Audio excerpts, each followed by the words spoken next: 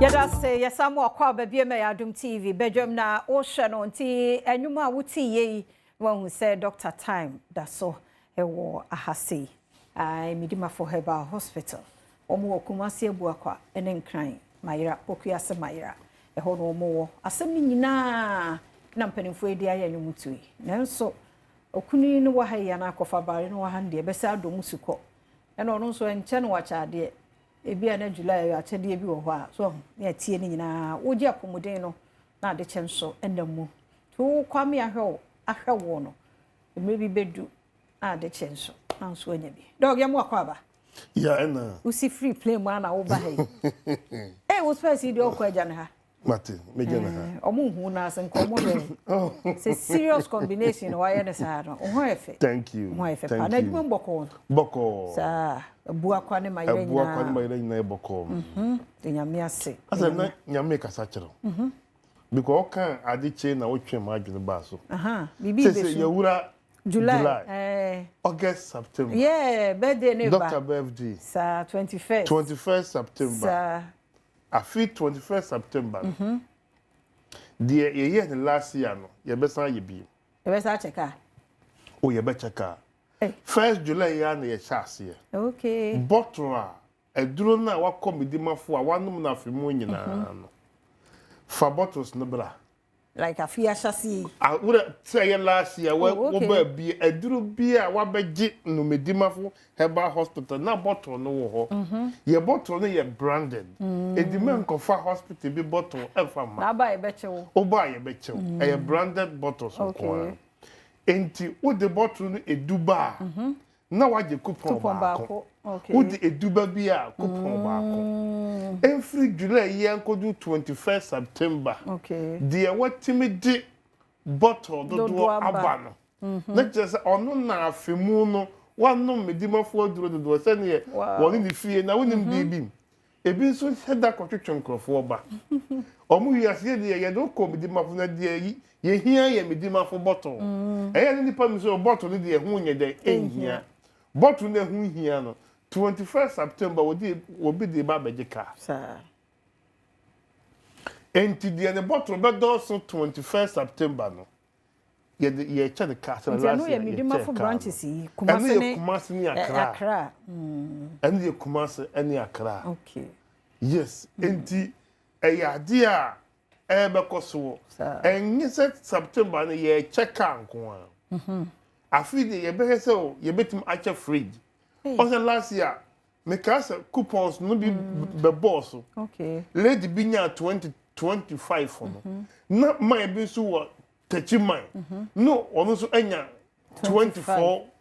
coupons and we hear one at that day no ye man TV me no because now say na ayede 24 25 and obinya bottles coupon 25 what you say what the bottles 259 then abba because 10 no the bottles no 259 then abba obo also me so oba say me bottle me bottles by me nyahe yes bottles ndi obedi kan sir no be nyahe and be afi e beti mama ko so be obato so me yensa e be a fridge near the adifo e den aka but that day na nkasa valley day no so ye be cha de ya eye TV sir ni asan acha emon mobile phone be kan ho na mobile phones ka ho okay mobile phone free franco trading papa yeah and also ka ho bi enti eyade a afi 21st September no ni mebre na ebe koso wo kuma de ye say also branches ni ye mie no e koso wo kuma se a esan koso wo Accra when mama catch us say Medimafo tie edini hie eya metaka say edin hu hia oze hospital na ye ne ye Medimafo Medimafo mean say wu di ama obi and essence ye Medimafo to da bia ye dima ya yalefo wo mo a wo hese woni ye betu anamon it is a wu tie me na obi si me ko twa bet me ko twa de he Medimafo wukura 200 cedis oba wunya eduro be bottles be 8 okay e die ever say sie kasa obi agena just any Africa no magi Ora wo pakwa da woni wo fie nyina mra hospital 2 weeks bia momla na de yibe se ora yibe se ora mfa ka se yibe 10,000 kura to ho na fabra hospital afro msa sikani nyina mpo ensa but ubetuma nya bottles more than that ubetuma de ababaje card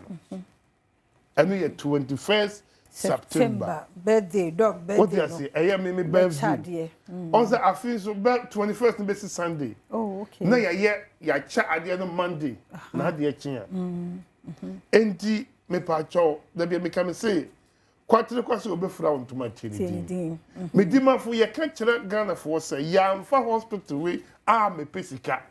Ye de be boa o my Ghana.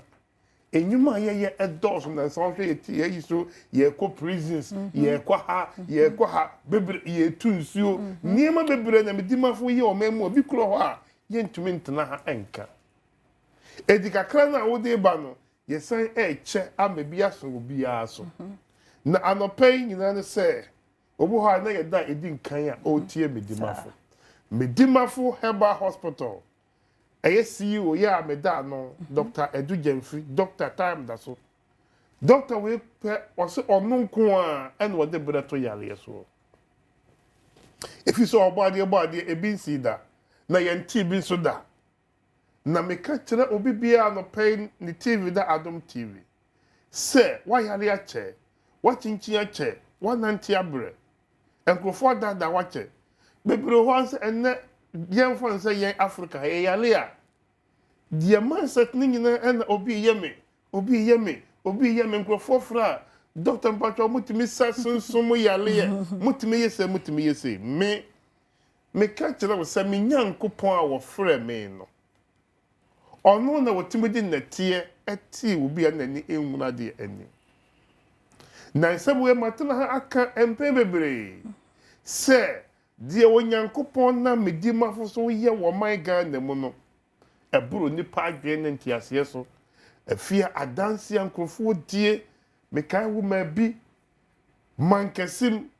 oso wa yale a che na ni nhuna de dadam ama na chi nyina ye kuro da na chi da faako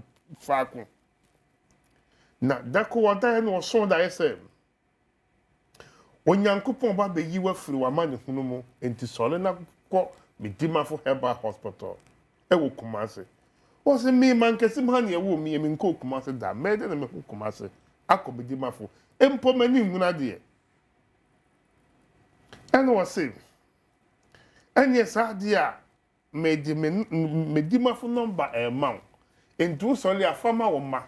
na omo emfre ana da esumu na ma nipa no twere ye number de ma me no ade chi ya ne ma pagya ne kete ne pillow no na number bi people bi shase ofre number na 0244774282 na aba Medimafo Herbal Hospital ma me ne be pie mu no ani na otwe ne wanya ya lesa sister bi say ono kwado obedi Kumase oso on obi a open radio tie na ne ma me ne ka kire ne say opeba owotema ne ma me ne say omra Medimafo onana no say what you want ka won ye na ya make na ni efra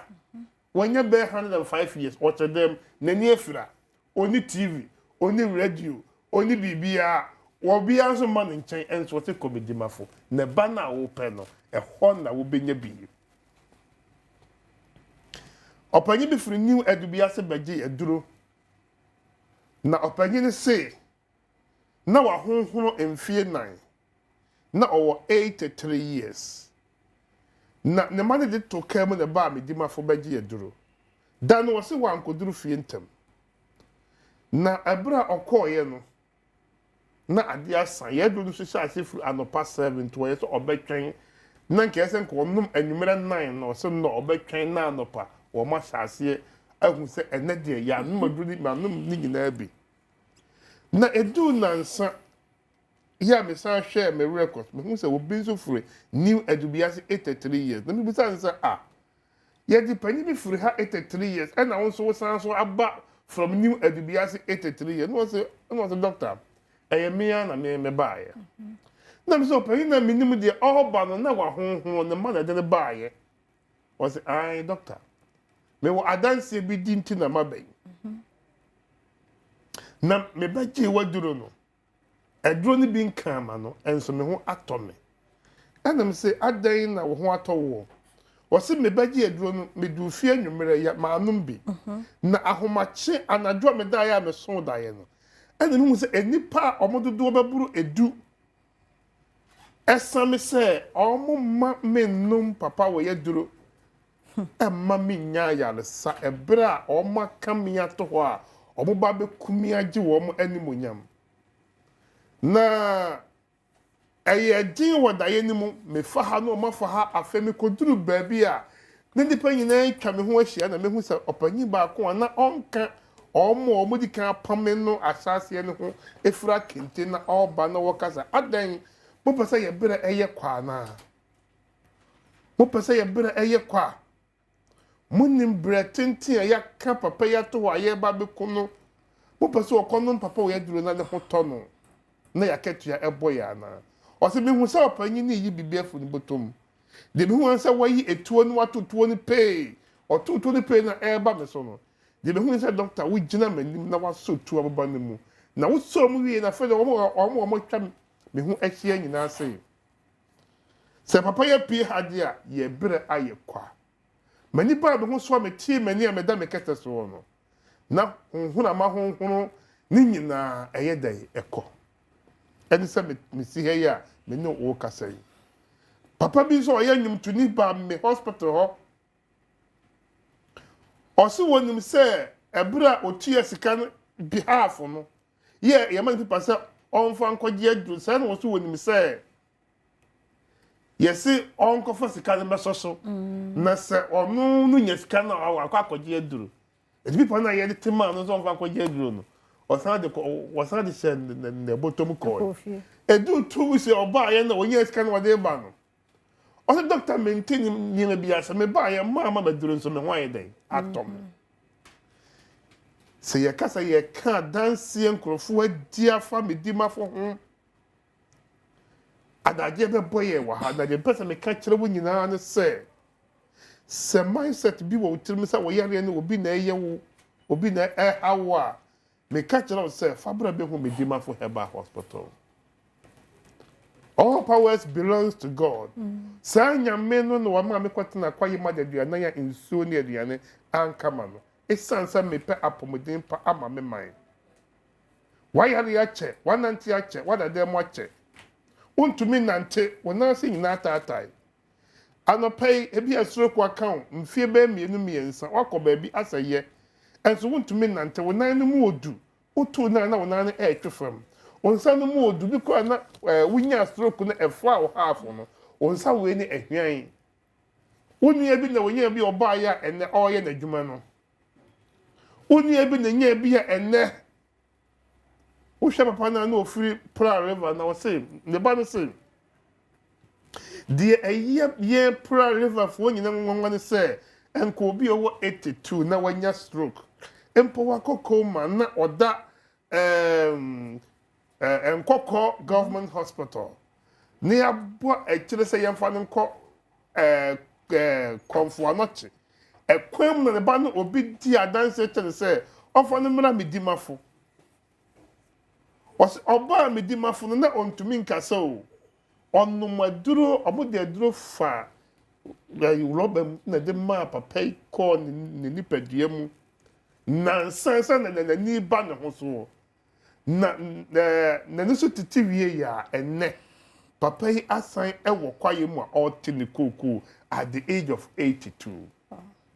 Medimafo bedi amaw, Medimafo beka amaw.